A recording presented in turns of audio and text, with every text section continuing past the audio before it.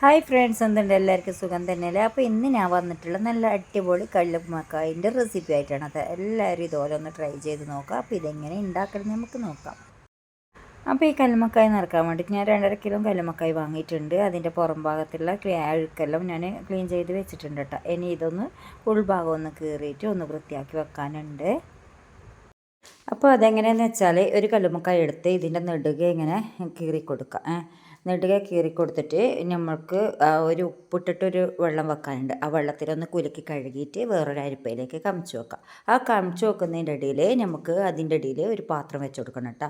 അപ്പോൾ ആ പാത്രത്തിലേക്ക് ഈ വെള്ളം ഊർന്നിട്ട് ആ വെള്ളം നമുക്ക് ആവശ്യമുണ്ട്. അപ്പോൾ നമുക്കങ്ങനെ ചെയ്ത് നോക്കാം, കാണിച്ചു തരാം. മാവിന് ആവശ്യമായ പച്ചരിയിലൂടെ കുതിർത്തി വെച്ചിട്ടുണ്ട് കേട്ടോ. ഒരു പാത്രത്തിലേക്ക് വെള്ളം എടുത്ത് വെച്ചിട്ടുണ്ട് കേട്ടോ. അതിലേക്ക് ഞാനിത് ഉപ്പിട്ട് കൊടുക്കുന്നുണ്ട്. ഉപ്പ് നന്നായി തന്നെ കലക്കി കൊടുക്കാം കേട്ടോ.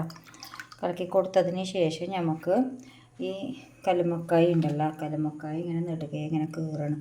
അതിനൊരു കത്തി എടുക്കട്ടെ. അപ്പോൾ ഞാനിത് ഒരെണ്ണം എടുത്തിട്ടുണ്ട്. എന്നിട്ട് ഇതണ്ട ഇങ്ങനെ ഇങ്ങനെ പ്രസ് ചെയ്ത് കൊടുക്കാം. കൈക്ക് തട്ടാതെ നോക്കണം കേട്ടോ. കുറച്ച് ബുദ്ധിമുട്ടുണ്ട്. അപ്പോൾ ഈ വെള്ളം ഉണ്ടല്ലോ, അത് വെള്ളം ഇതിൻ്റെ തന്നെ ആക്കി കൊടുത്താൽ മതി. ആക്കുന്ന സമയത്ത് തന്നെ ഇതുണ്ടെങ്കിൽ പാമ്പ് ഇതാ സംഭവം ഇതാണ് സംഭവം. ഇതെടുത്ത് കളയണം കേട്ടോ. മറ്റേ ഇതൊന്നും കിട്ടിയിട്ടില്ല. അതിങ്ങനെ വലിക്കുമ്പോൾ ഒരു പാമ്പ് പോലെ തന്നെ ഉണ്ടാവുക.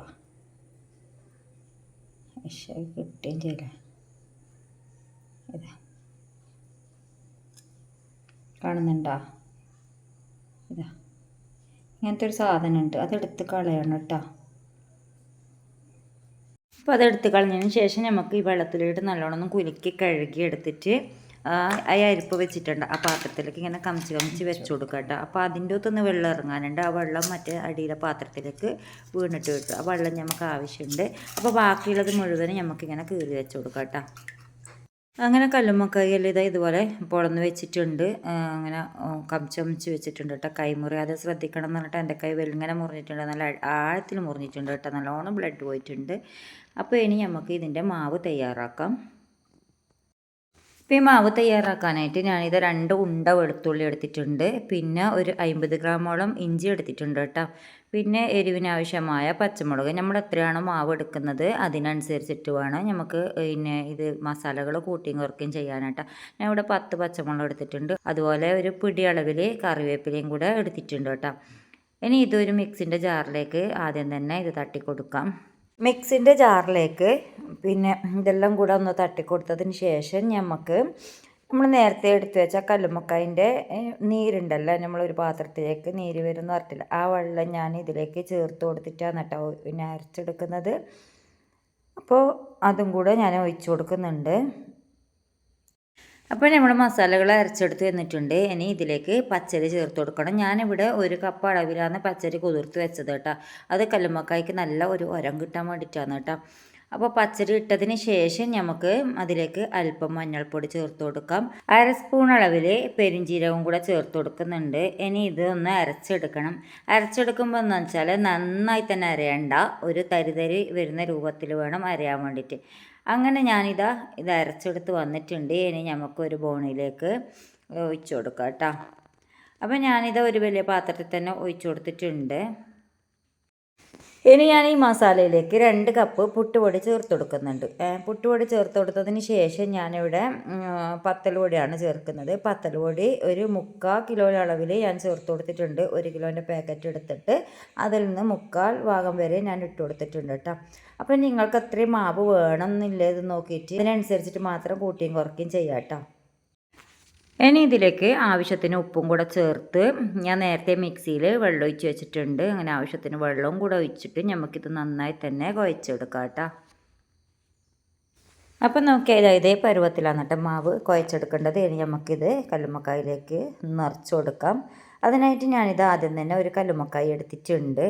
ഇതുപോലെ പിടിച്ചതിന് ശേഷം നമുക്ക് മാവ് ഒരു കൈയിലെടുത്തിട്ട് മാവുണ്ടല്ലോ ഇതുപോലെ ഒരു വിരലിനോട് നല്ലോണം അതിന് നിറക്കുമ്പോൾ തന്നെ നല്ലോണം പ്രസ് ചെയ്ത് കൊടുക്കുക കേട്ടോ.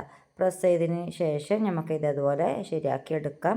അങ്ങനെ എല്ലാം കല്ലുമ്മക്കായും നമുക്കിതുപോലെ നിറച്ചെടുക്കാം കേട്ടോ. എല്ലാ കല്ലുമ്മക്കായും ഞാൻ ഇതുപോലെ നിറച്ച് വെച്ചിട്ടുണ്ട്. അങ്ങനെ ആവിത്തട്ടിൽ ഇട്ട് കൊടുത്തിട്ടുണ്ട് കേട്ടോ. ഞാനത് ഇടുന്നത് കാണിക്കാൻ വിട്ടുപോയി.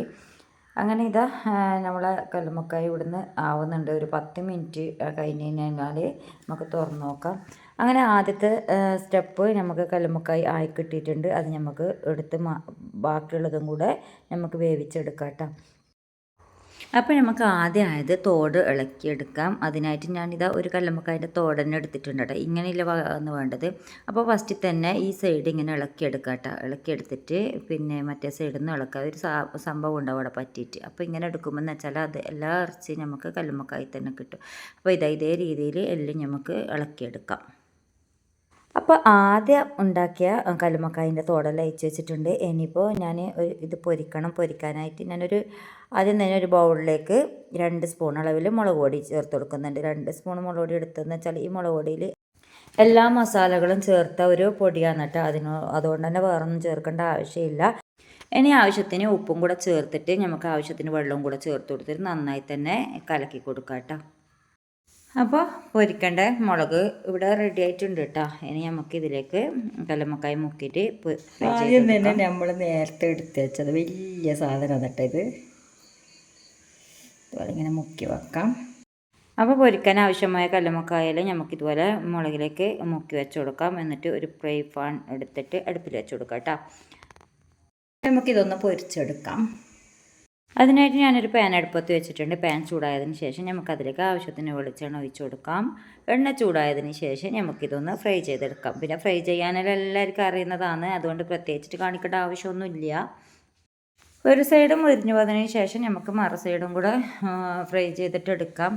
അങ്ങനെ നമ്മളെ കല്ലുമ്മക്കായ ഇവിടെ റെഡി ആയിട്ടുണ്ട് കേട്ടോ. അത് നമുക്കൊരു പാത്രത്തിലേക്ക് കോരിയെടുക്കാം കേട്ടോ. അപ്പോൾ ഇതേ രീതിയിൽ തയ്യാറാക്കുകയാണെങ്കിൽ പൊളി ടേസ്റ്റാണ്. എല്ലാവരും ഇതുപോലെ ഒന്ന് ട്രൈ ചെയ്ത് നോക്കുക. എന്നിട്ട് അഭിപ്രായം അറിയിക്കണം കേട്ടോ. ഇത്രയാണ് ഇന്നത്തെ വീഡിയോ. അപ്പോൾ വീണ്ടും ഒരു നല്ലൊരു വീഡിയോ ആയിട്ട് വരാം ഇൻഷാ അല്ലാഹ്. അസ്സലാമു അലൈക്കും.